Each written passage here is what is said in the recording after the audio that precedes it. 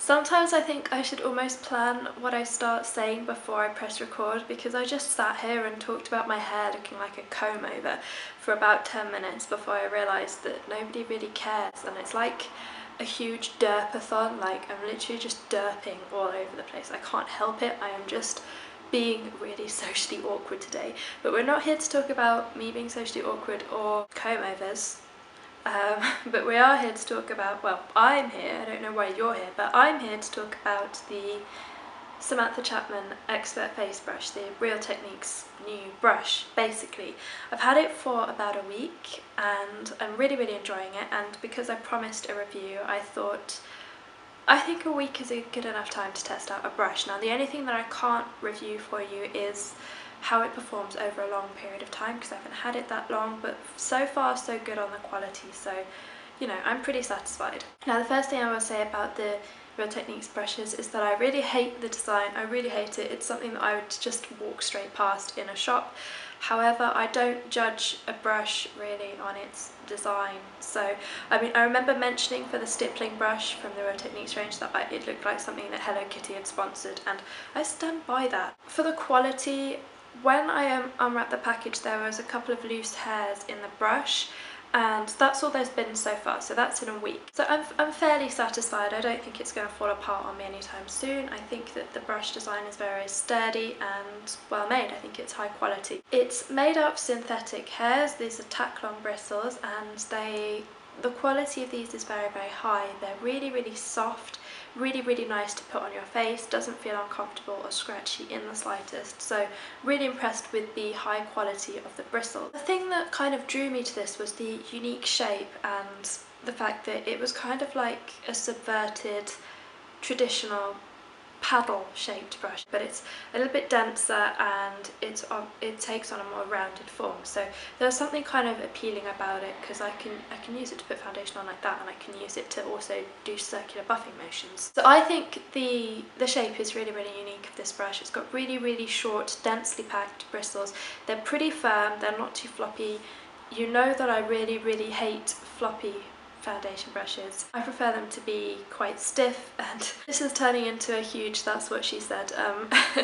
I really don't like floppy foundation brushes, essentially. They are just useless to me. So I really like that this is dense, it's firm, and it doesn't buckle when I apply foundation to my face. It just doesn't kind of collapse. So the rounded shape on top makes it really good for buffing in liquid foundation, and it has a really nice broad shape. So I actually find that this is really quick to apply my foundation. It gives a really nice streak-free, precise application. Because it's quite small, I can get it into those areas around my nose and around my eyes, which usually I have to be really careful around, because I'm really good at poking myself in the eye and looking like a crack addict for most of the day. So the way that I use this is that I just put some foundation on my hand, I dip it in, and then I just buff in circular motions over my face, and pretty much it works like any other buffing brush. The thing that I love about this is that it just makes foundation application really quick. It's just done effortlessly, because the fact that it's so dense and the rounded head make it really nice to get a really good seamless finish with not much effort. It does disperse foundation over the face really well, despite the small size. Bigger isn't always better, just saying. So I have mainly used this with liquid foundation. However, I did use it with my Laura Mercier mineral powder, and I found that to be pretty good as well. Because it's synthetic, it doesn't kind of swallow all the powder up in the brush and then kind of resurfaces like some kind of bacteria monster later.